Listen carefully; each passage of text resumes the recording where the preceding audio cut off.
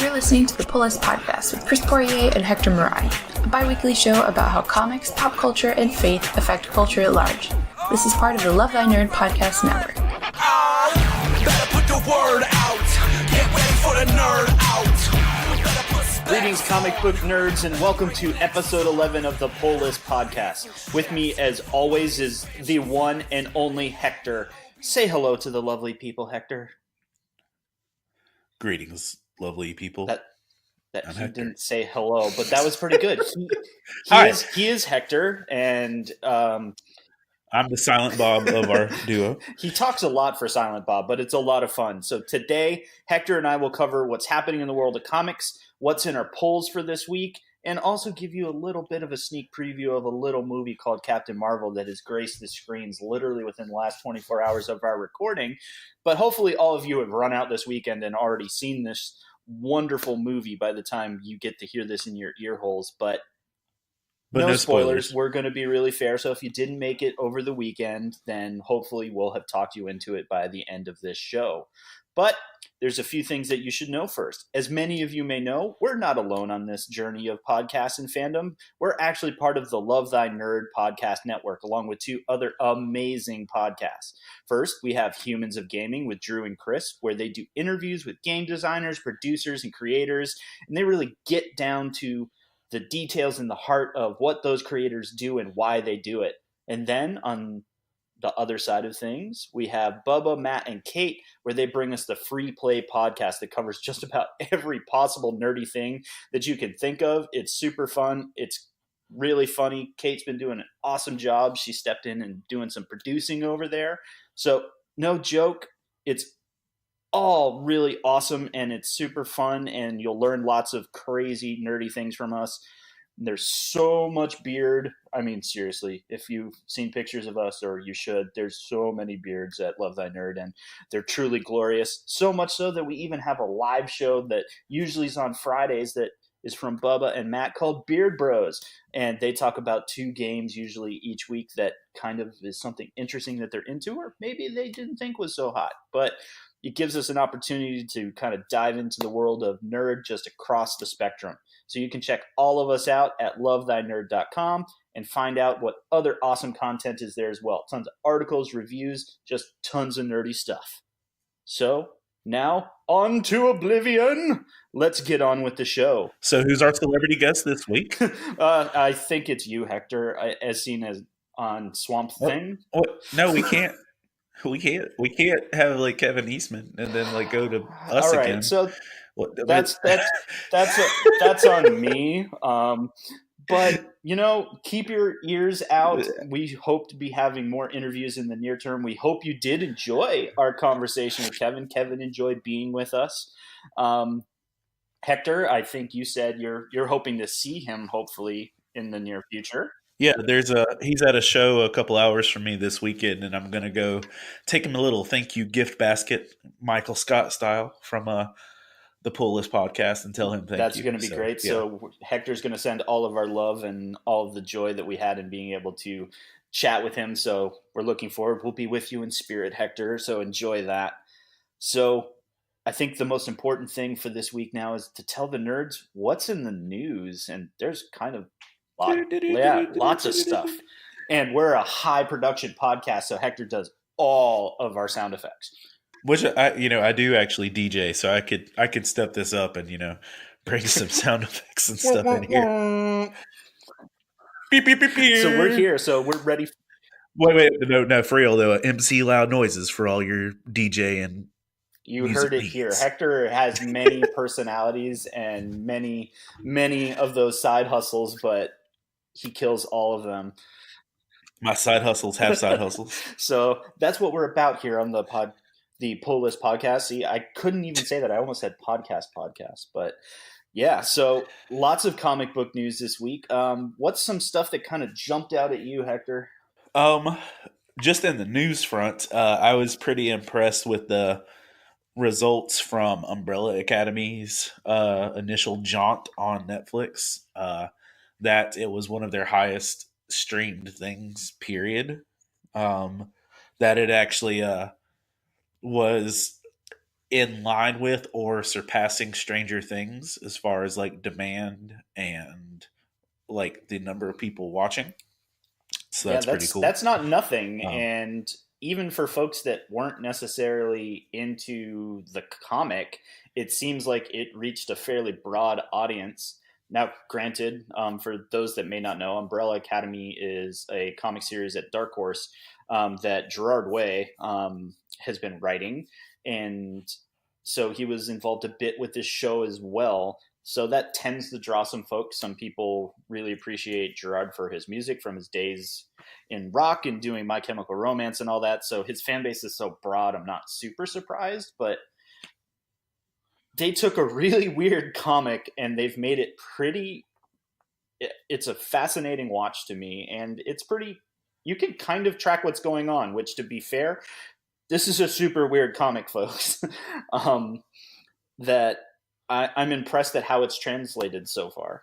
And for me, I think one of the things that appealed to me, as well as a lot of other, to the Muggles of the world that haven't read this book, it is nice to be able to go into something without having to have a lot of prior knowledge, because like even with like your standard like Spider-Man stuff or Defenders or Arrow or things like that, even if you don't read or watch it on the regular or things like that, there's this overall feeling that you're supposed to already know this stuff or some of it, or that it's cultural and that it's so long existing that it comes with a prerequisite knowledge.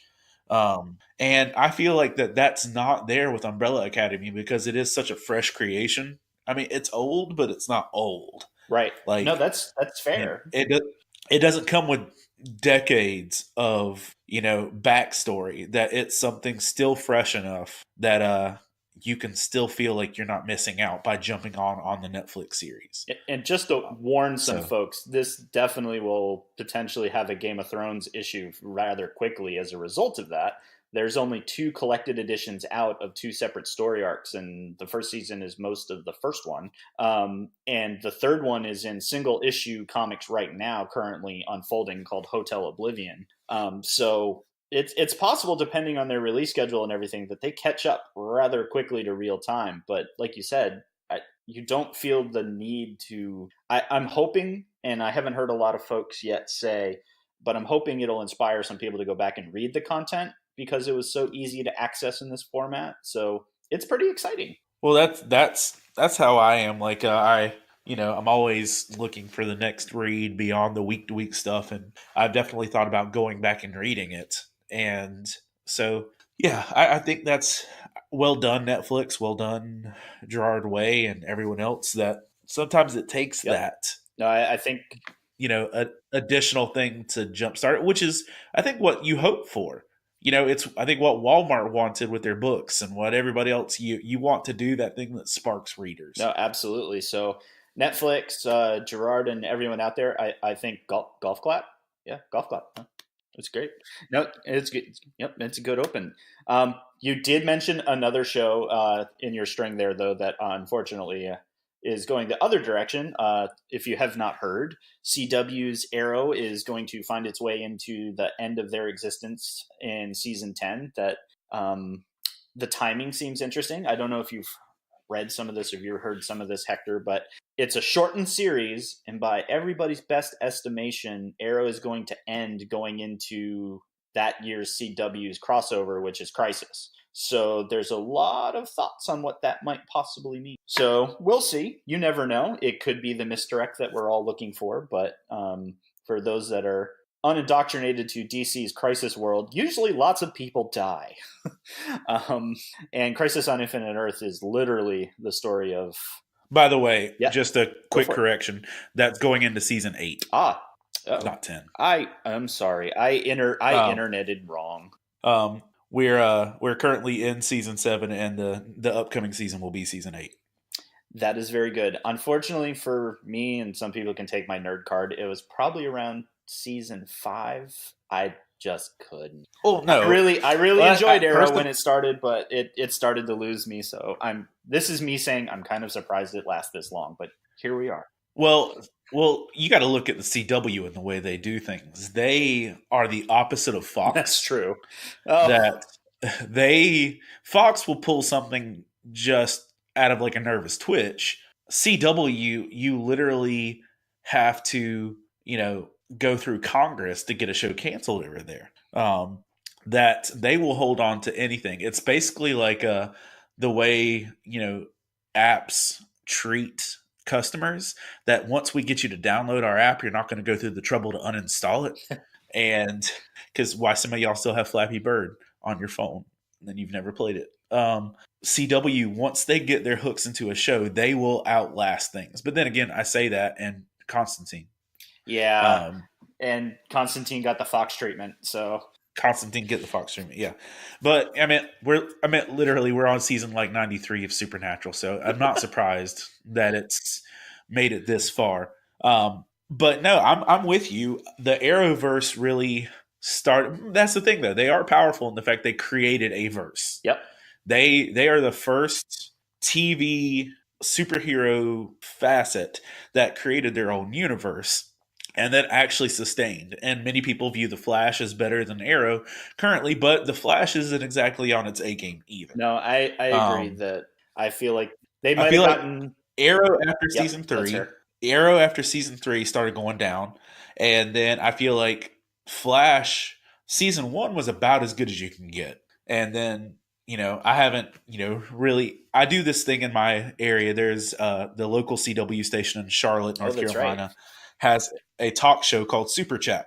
It used to be Flash Chat and Arrow Chat and all these other things, but they have a thing where they bring on local nerd authorities and celebrities, air quotes, to discuss what's going on in CW's thing. And we've been doing this for a while, and it went from weekly to once a month, and we don't even know if the shows are continuing because there has been a steady decline in the opinion. But I haven't seen these shows really go swinging and be successful in a while. I think they just keep it going for the fans, and because they know eventually there's money in syndication, there's money in how they sell it out later. But I mean, Arrow started something solid. I mean, how many shows do we have? We've got Flash, Arrow, Legends of Tomorrow. I know that Black Lightning's not technically the same universe. But is isn't. it? They But haven't isn't, crossed and then them yet, we managed so to. we'll see. They haven't crossed them yet, but we also migrated Supergirl into Yep. the mix. Constantine's been involved. I mean, good job on creating something. And let's be fair, Arrow preceded and outlasted the entire Netflix Marvel hero run.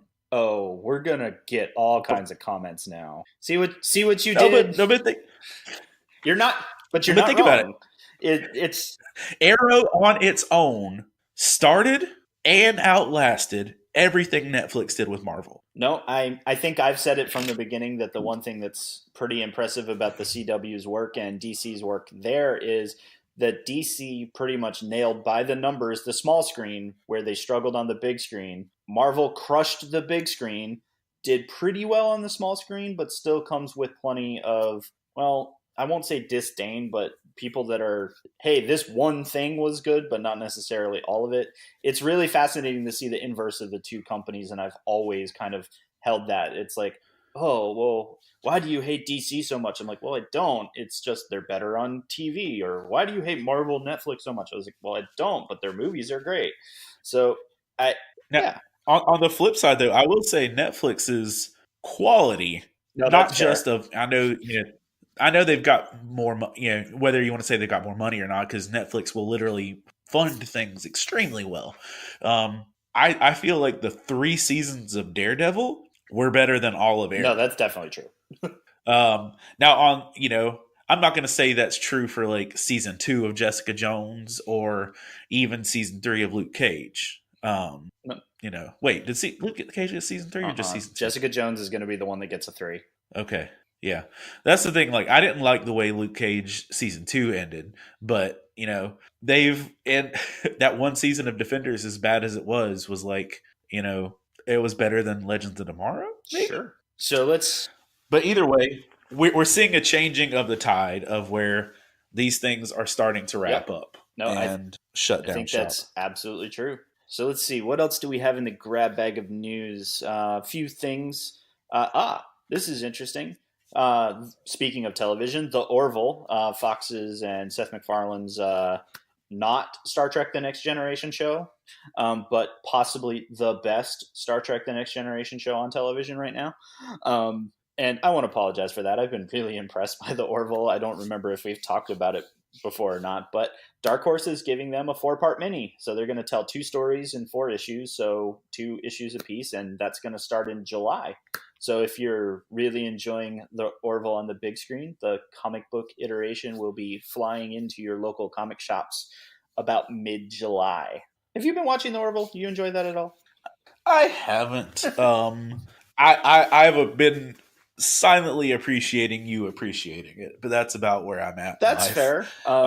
If you're not sure if it's worth your time and you're not sure where Seth took the show, I expected it to be considerably more Family Guy, etc. And it's not. It's actually really fair. There is some wild stuff going on, but it literally is plain. It's why I say it's the best The Next Generation on TV right now, because that is clearly Seth's love letter to Star Trek, and it's really kind of neat how he's been doing it, that it has all those feels with a handful of his typical humor, but not as drenched as I expected it to be. So it's been fun. Speaking of love letters to your fandoms, though, did you got those for days? Did you happen to see Topher Grace's Star Wars new montage? No. Okay, so if you know, this is, I know this is a subculture of some subcultures, but Topher Grace, the dude from that 70s show, also known as the Not So Awesome Venom, that previously preceded the current Not So Awesome Venom. I like Tom Hardy's Venom though, but I digress. Topher Grace has a passion project that he frequently does where he edits Star Wars movies to make them better. Go on. And and you can find these like on YouTube or one of his, or not usually, they get taken down. But what he would do is he would edit entire Star Wars trilogies into one movie or into segments and show them for screenings for actors and his friends in his home in theaters. He did one for the original, or not for the original, but for the trilogy, the prequel trilogy, episodes 1 through 3, where he edited it down into one movie, and it was considered by many to be the best version of the prequels possible. But he recently took the time to edit and master a 5-minute depiction of the entire franchise, and I'm talking including Solo and Rogue One. That is one of the most beautiful things I've ever seen as a Star Wars fan. Like, it's well done, it's all encompassing, it's something I would expect to see like at Star Wars Celebration. Like, so it's really good, it's really fun. So if you do the Googles or the Facebooks or look it up, Topher Grace's new Star Wars video, it's newsworthy. It really legitimately was. If you just sit back and watch 5 minutes, you get basically the heart of all of the movies in a 5-minute window, and it's extremely. I already have it queued up, but we'll definitely try to make sure that makes it into the show notes so everyone could just bask in its glory, because that's quite possibly the best news we could have provided this week. And I mean, because just to kind of round out the rest of the news, like the rest of the news is kind of down again, that DC's up to canceling more collected editions. And we've literally brought that up, I think, for the last 3 episodes. Yeah. 3 weeks. And yeah.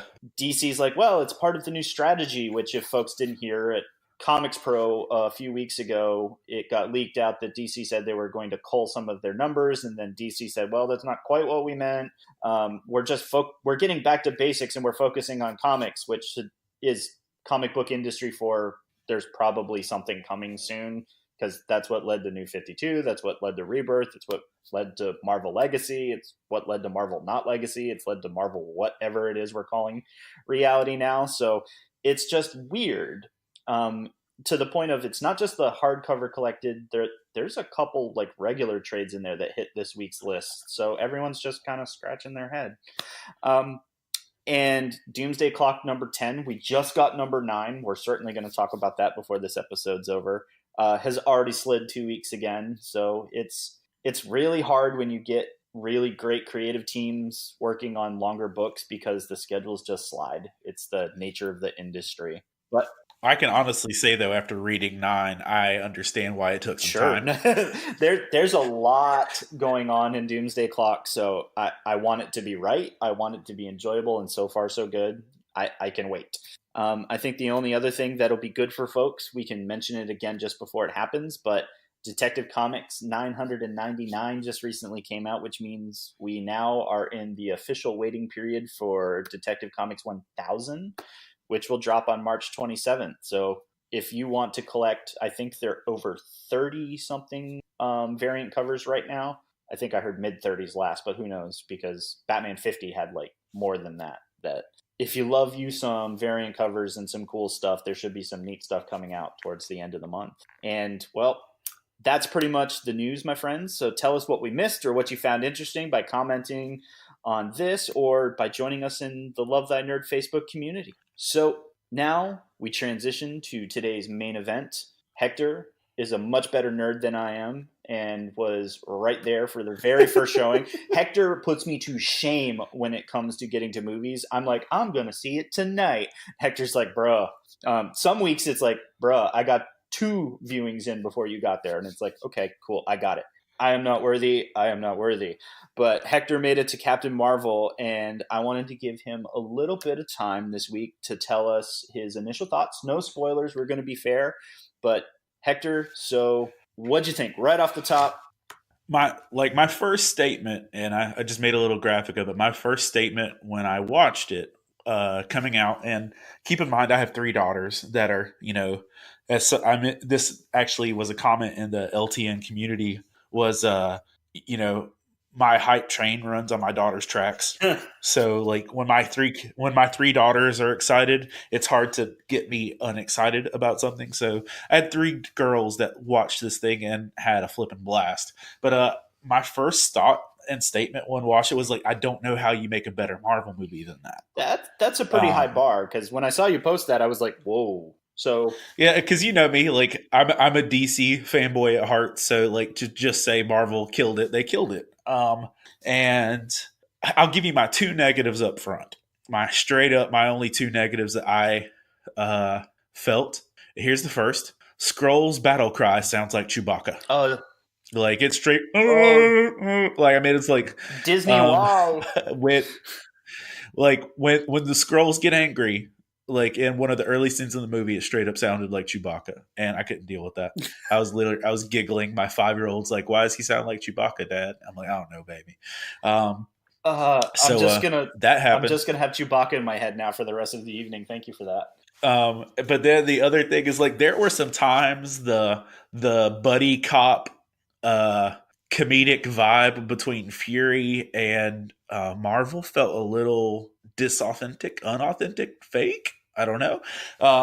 Whereas like they're laughing together. I'm like, I don't think this is that funny, but whatever. I mean, if those are the only complaints in it, there's that. That's pretty good, but could you chalk it up too? Because this is also supposed to be the most 90s movie that ever did 90s. So do you think maybe that negative was just a force of maybe the trope of really terrible 90s buddy cop stuff? Or do you think it was just, it fell flat?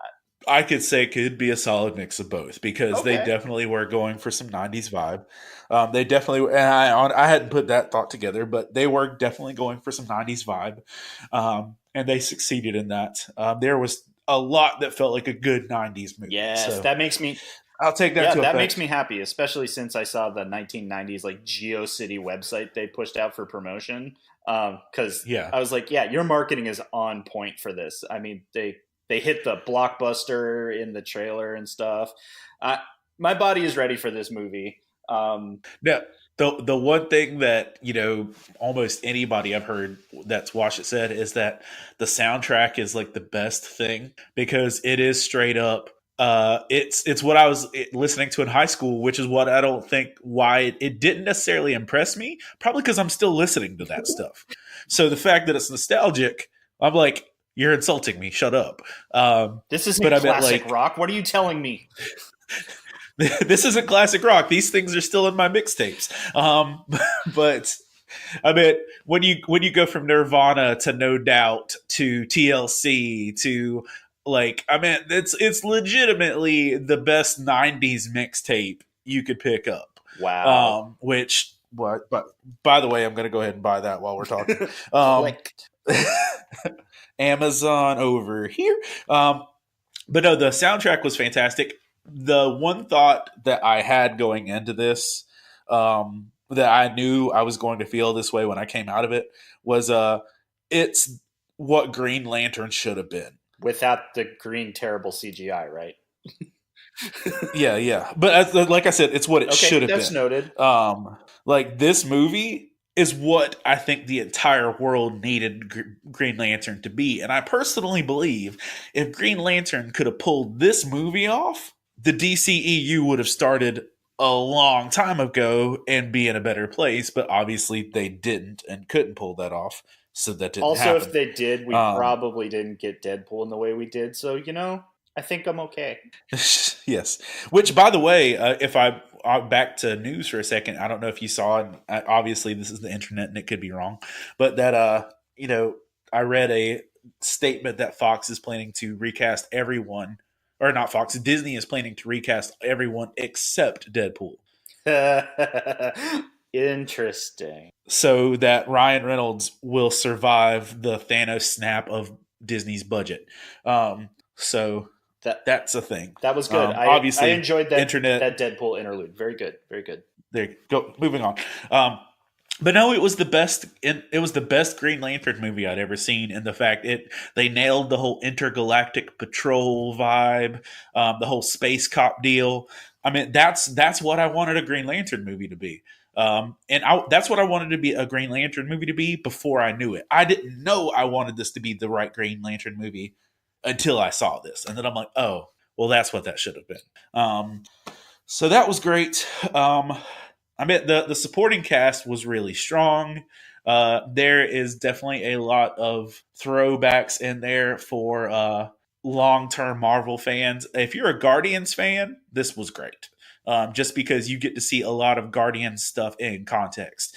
This makes Guardians of the Galaxy much more understandable and relatable when you're dealing with the Kree and things with Ronan the Accuser. It makes a lot more sense now, because if you didn't have a solid knowledge base of the Kree or Ronan when you watched Guardians and you just thought he was a generic Steppenwolf big bad, then now you're like, oh, context. A ton of context. A ton of context. So that's the thing. That it gives you a lot of context with it. You get to see characters, in a way that you might not have before. It really sets up what we get in Avengers.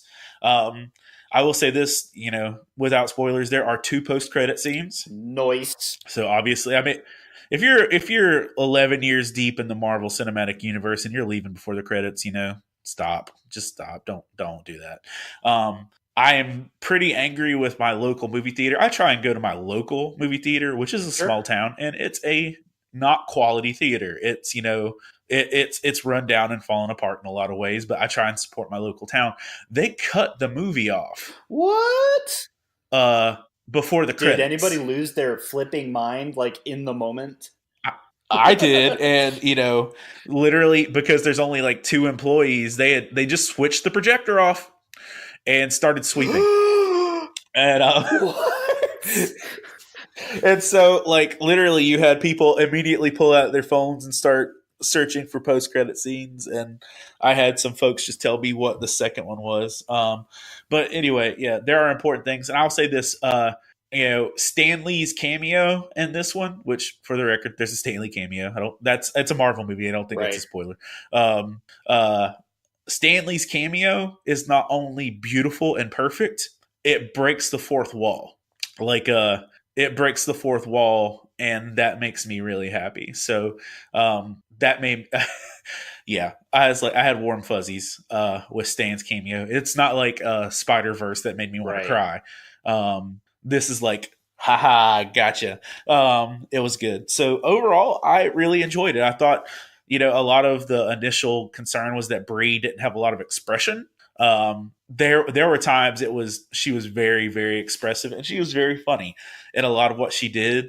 And I don't know about you, but maybe it's just me. When I look at Brie Larson as Captain Marvel, especially with her hairstyling, I see a young Leslie Knope.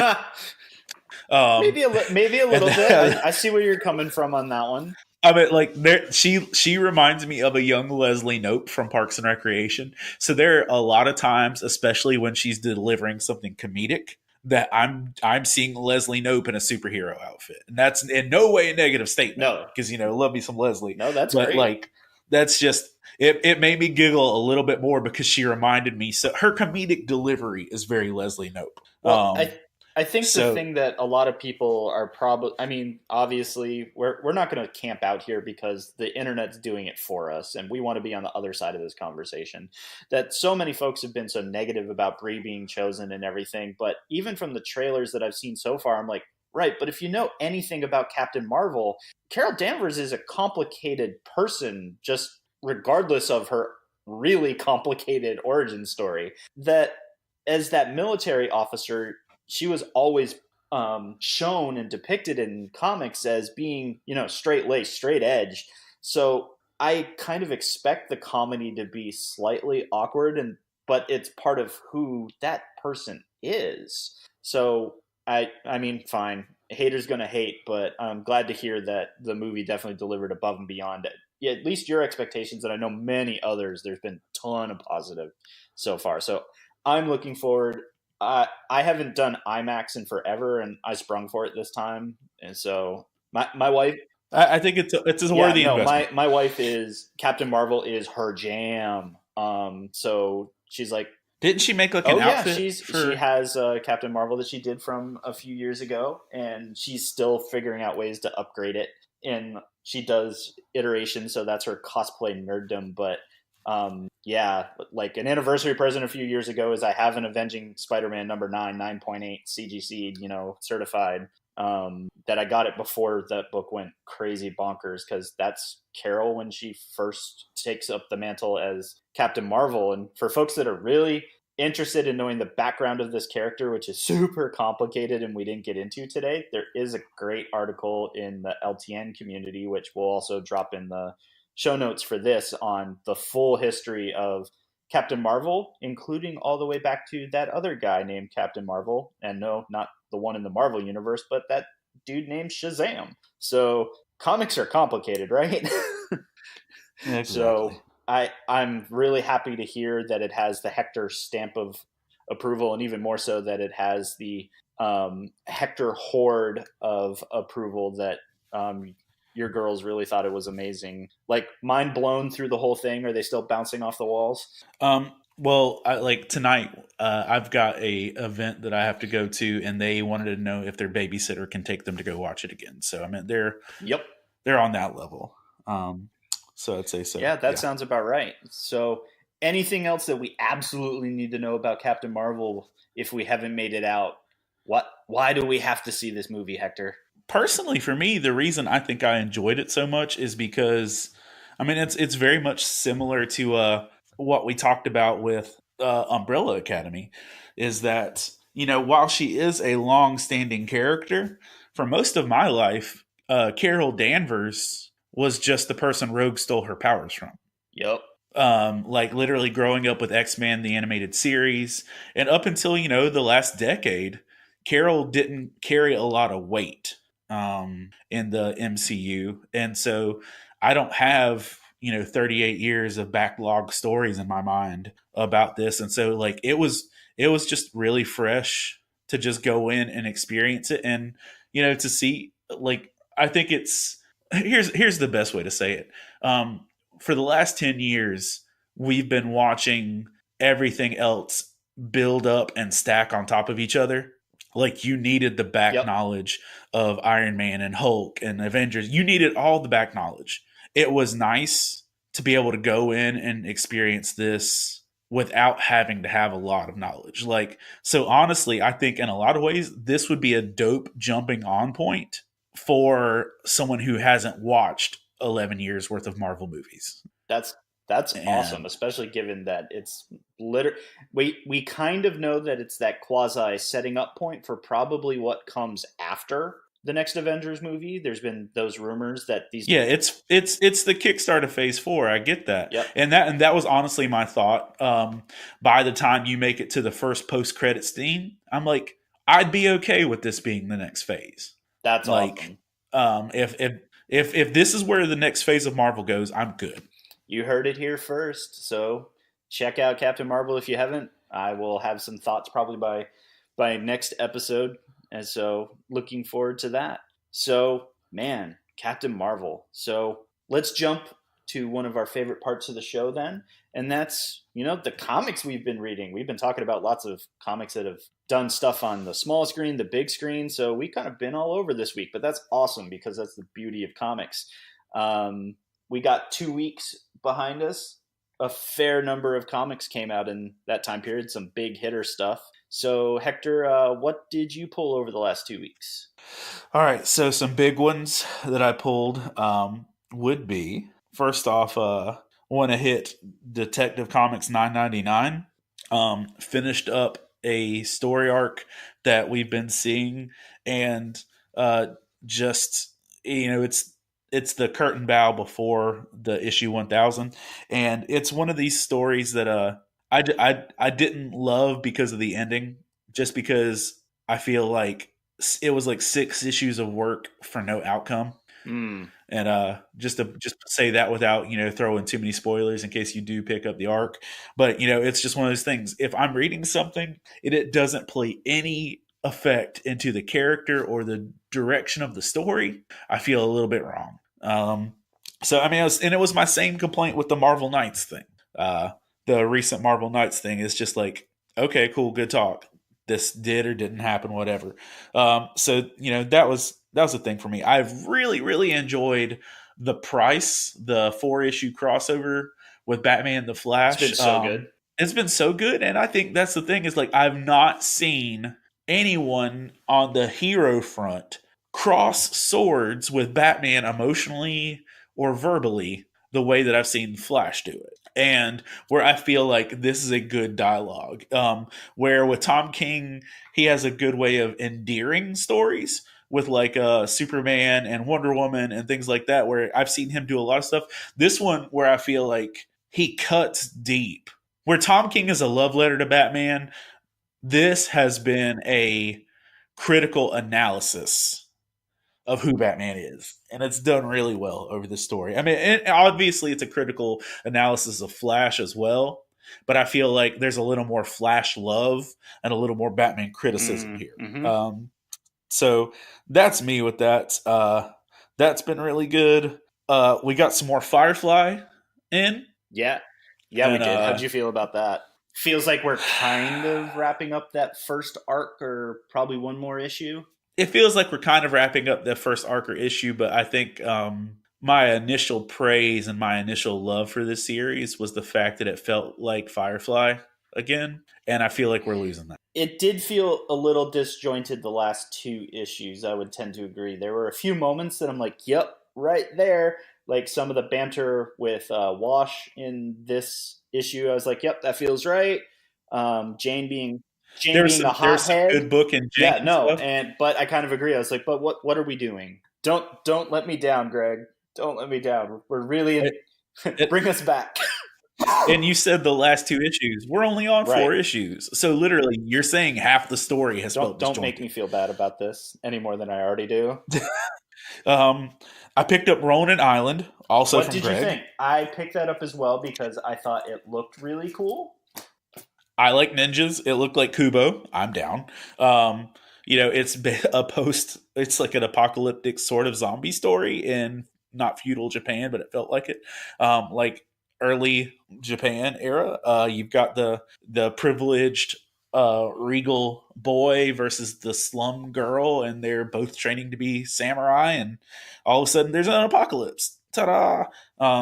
I enjoyed it. I will pick issue 2 up. I will see how it goes, but that was solid. I did enjoy that. Unnatural it finished its second arc, and just like the beauty of what they've done with that story. Again, Unnatural is a very mature book, and the content is sketch. So be warned before you just go running and picking that up. But that's what the thing I like about the story she's telling and what she's writing is that every time you think you're at a place where you know what's going on or it's safe to say, okay, this is where we're at, they just ratchet it up a notch and they just crank it up and it just gets a little more powerful and a little more intense. So that's been fun. But then again, there are still people that look at the art, because here's the thing, the art can be a bit misleading. And as one of my cosplay friends says, it just looks like furry porn. And unfortunately, in the industry, that's kind of been the tongue-in-cheek joke over this book, which, like we've said, because it is a mature book, and a lot of the way it was initially marketed would have led you to believe that, which is why I almost didn't read it at all.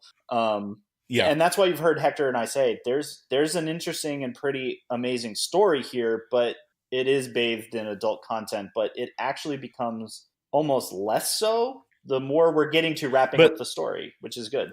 But the hard part is the marketing and the covers still sell it that way. And especially if you see all the variant that a bunch of people are commissioning variants that pretty much fuel that. So yeah, and I just feel that's counterproductive to what they're doing. Domino just dropped a new book, and I love me some Gail Simone Domino. I was excited to see that Gail was going to be writing that, because at first I was like, oh no, we're already spinning out of this. What random writer team did they throw at this? So I'm glad that Gail is writing that as well. But yeah, hit me, because I didn't pick it up and I'm curious. Basically, the premise for Domino's first arc was that it was her and her two best friends being gal pals and fighting crime, sort of, and being mercenaries. And it was honestly one of the most endearing and sweet and beautiful and funny books I picked up. I really have a lot of love for the first run of Gail Simone's Domino. Now it's turning into a full squad book, like a full Avengers level team of female heroes and anti-heroes. Domino, Diamondback, and her Inez, her cowgirl homie, have now picked up a Wakandan outcast, like a royal Wakandan outcast, who is joining their team, who has like a whole bear thing going on. We pick up a Russian, maybe Russian, no, Korean, a Korean spy lady. I want to say her name was Silver Fox, and I don't know if she's in a pre-existing character. I didn't research her. I just know this was the first time I remember seeing her. But then the big addition to the team is that Black Widow is on the team now. Interesting. And that's really fun. And you also get Nina/Domino geeking out over the fact that Black Canary is on her team. And she thought Black Canary was hiring her to do a job, and she's like, no, I want on your team. And that was fun. It was a good first outing. I miss some of the intimacy of just the little 3-girl clique, but I think this is going to play out to be a good book. And we're also getting Immortal Hulk coming off of its first 13 issues. And for me, that first 13 issues of Hulk, I would buy that junk in hardcover and put it on my coffee table, because it was beautiful and it was really well told. It had a lot of spiritual aspects to it, and it was really encouraging. This is the beginning of a new arc, and I'm not as sold on this arc as I was on the previous, but I'm also not quitting it. So, that's me. Cool. Plus, heroes. We can talk about that. What else you got? What about you? Well, there's heroes in Crisis so too. I'll fill in some of the gaps here as we find our way into the end of episode 11 here. So for me this week, I did pick up the Star Wars Vader Dark Visions #1, because it said Star Wars and Darth Vader on the cover, and they're just doing great. It's another one-shot, which kind of bummed me out. That I'm glad that they're telling these little pieces of stories that are kind of scattered throughout all of the continuity they have to pull from, but I'm ready for more story. It was still pretty fun. It was interesting. So if you've been following Star Wars and Vader and all that good stuff, you definitely should at least give it a look to see what they did there, because it was interesting. It didn't end up in a place that I fully expected. It was as complicated as the character that Darth Vader is himself. I also finished off Cemetery Beach, which is a Warren Ellis book that's been going on. It was only a 7-part. It says the end, but they technically left it in a spot that story could continue. So I'll be curious to see if that gets picked up to keep telling the story, or if this is just Warren Ellis's way of admitting it's going to be another 7 years until he finishes the backside of this. Because for anyone who's a fan of Warren Ellis, they should be used to by now. He kicks off really great stories, tells crazy sci-fi stories that are super awesome in my mind. They can be hyper violent, but he's got that good wit balance with very good storytelling. I'm still waiting for part 3 of Trees, and that's more than 5 years now, I feel like. There's other stories he's written. What? Oh, yeah. Yeah, Jeez. it's kind of a Warren Ellis thing. Thankfully, the Wildstorm has kept him on track, but I think that was always on rails to be the 24 issues and then see.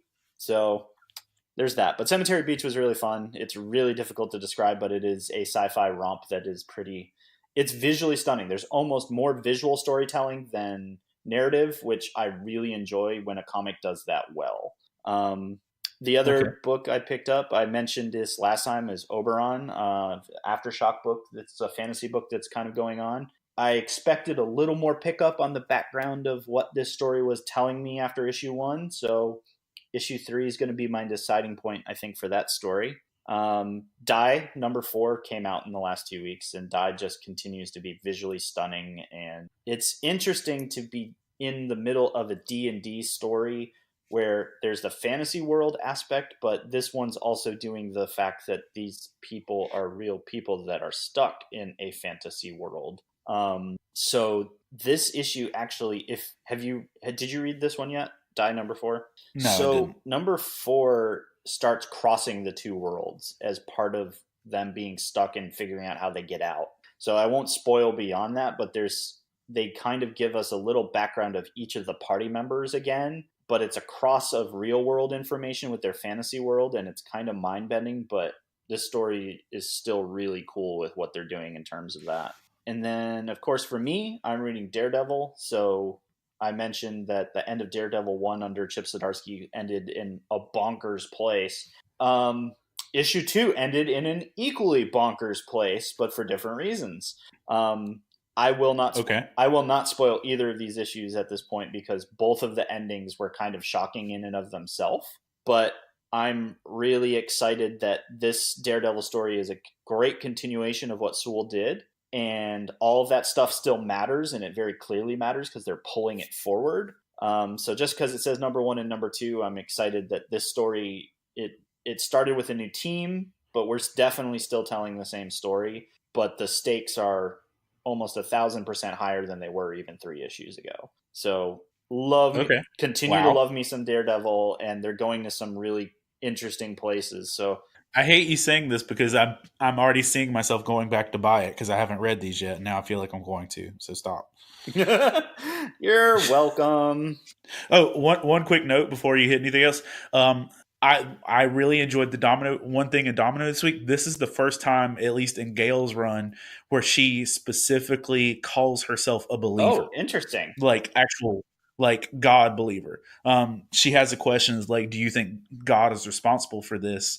Someone says they're an atheist, and she has a thought bubble. Well, being the fact that I'm a believer, this stings a little bit. Like she straight up refers to herself as a believer. I was like, yay! Oh, okay, that's pretty wild. Go on. Jesus nerd card right there got excited for me. Right? So good. So the last 2, and we don't have a lot of time to camp out here, but Doomsday Clock number 9 and Heroes in Crisis 6. So that's right. DC was like, here, we're going to give you 2 of the heaviest events that are going on right now in 2 weeks back to back. And Doomsday Clock was just bonkers. Doomsday Clock was literally everything it needed to be. That's fair. With the amount of wait time that we've had and the slow progression. Because it feels like Marionette and the Mime were years ago. Years. Like, I feel like that was a lifetime ago, and we're just now getting to where we're at. So, like, it feels like we're finally hitting something. Yeah, no, exactly. It's pretty amazing. So it's been great. If you've been on the fence about Doomsday Clock and you've made it this far, I promise, pick up this issue and you'll keep going. Yeah, no, But it's very gratifying all across the board of what it is and what it's doing. So very much so. So we've been talking ad nauseum about Doomsday Clock. It's worth it. The entire fate of the DC universe does rest somewhere in there and in Heroes in Crisis, which is kind of mind bending. So Heroes in Crisis 6. Where are they taking us, Hector? I feel like we're getting somewhere, but like one of the solicits or things I heard was that in this past issue we were going to see who the actual killer was. I'm correct in saying that, right? I don't know if it was 6. I think it ends at 9, right? I forget. Yeah. It's soon. I saw a solicit or a post or something that said we would find out the actual killer in issue 6, if I'm remembering that correctly. Nope. And if that's the case, it's number 8. Number 8. Okay. So just before the end. So we're still seeing some more plot twists and turns and stuff like that, but you get a lot of good Harley and Ivy time in this, and for those of you who are fans or not fans of the Harley Joker relationship and how toxic and destructive it can be, this is a good story for you. Just because, at Sanctuary, you have the ability to live out and play through your drama and work through your issues. And Harley and Ivy do that in a very entertaining and constructive way. So there was a lot with that really stood out. No, What about you? What hit? I think that was part of it as well. But it also comes back to the theory that I've kind of been floating in Heroes of I'm still having difficulty, except for when we are with Batman, Flash, or Superman, that any of what we've been shown is real. In terms of stuff when characters are doing things, because of that ability to use that like danger room ability of Sanctuary. They've been going back and forth a ton, and I think that's going to be part of the reveal at the end of this is we're going to finally find out whose story we haven't been seeing or whose story was actually real in the middle of all of it. So I think that's the thing, because they did it again of going back and forth with 2 or 3 different characters for 6. And kudos to them for also pulling pretty deep in their catalog of folks that we follow. But yeah, so I still think there's something to be said for the whole mask thing, and whether they're facing their fears or not is still going to be a big thing that unfolds in 8 and 9 as this thing wraps up. And then, just help me with just a continuity thing real quick. Outside of Wally and Roy, have we seen any concrete evidence of deaths being confirmed in outside books? I'm not sure. Off the top of my head, no. But because all these other people that have passed, I haven't heard any like mention of them. A lot of them are deep cut characters that aren't in current continuity, so that's where they're in continuity, but they don't have their own book. So that's part of it. But I'm trying to think if there's someone they've quote unquote mentioned, but hasn't. But I'm thinking of like Ivy. Why haven't we seen a Harley issue dealing with Ivy's loss? Part of it is because we know that's coming, but it hasn't been confirmed in context. So maybe there's still time on that one. Okay, I didn't know if that was coming. Because I think number 8 in Heroes in Crisis is going to be where we finally see where we know that she's been killed. So that means in theory we have a month or 2 to see if that spills over or not. So I think that's part of it at least. But it's a very valid point. Is we can do the super deep dive and figure out who's been mentioned and who hasn't. But otherwise, I think you're right. Because that could mean what happened at Sanctuary isn't as big as what we thought. That's true. And that's why I'm still playing. Could just be Roy. Right. It's why I'm still playing with that whole thing. And the fact that it played into the price so much and most of the Flash mainline as well. I'm going to throw out a real crazy idea that what if the whole thing is in Barry Allen's Sanctuary visit? like incepting the inception. Because I just kind of had that thought. Wait for it. Keanu, whoa. Because just seeing how the price ended, it kind of took me back for a minute that Barry's the one that is going through a lot of mental anguish right now. So, thank you, Tom King, for keeping us guessing and writing a truly interesting interweaving story. I know a lot of folks are kind of complaining for some reason about this, but I've been thoroughly enjoying it. And so that's what we've read. And as we've said before, we're trying out this new thing. The folks in the Love Thy Nerd community, every Wednesday on New Comic Book Day, we do a post and we ask folks, what are you guys reading that we're not reading? And for folks that put in, that they get to be mentioned on this super awesome podcast. And for this week, I want to thank Trey Gillen. Trey was actually one of my customers at Ultimate, and he's followed along to join us in the community. Is a super awesome dude, and I know he's listening. So I hope I didn't destroy your last name because I'm terrible with names, Trey. So I beg forgiveness now. But Trey has reminded us that the joy of Marvel and all of the Star Wars properties are pretty great. And he's right. And because of that, my wallet doesn't allow me to buy all those wonderful Star Wars things.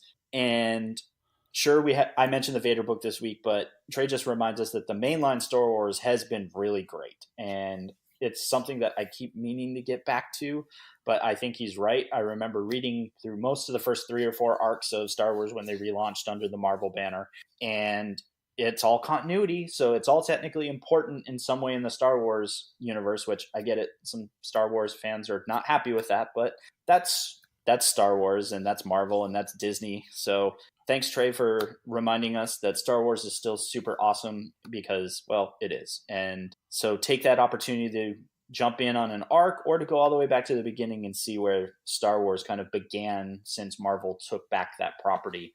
And so, folks, that's episode 11.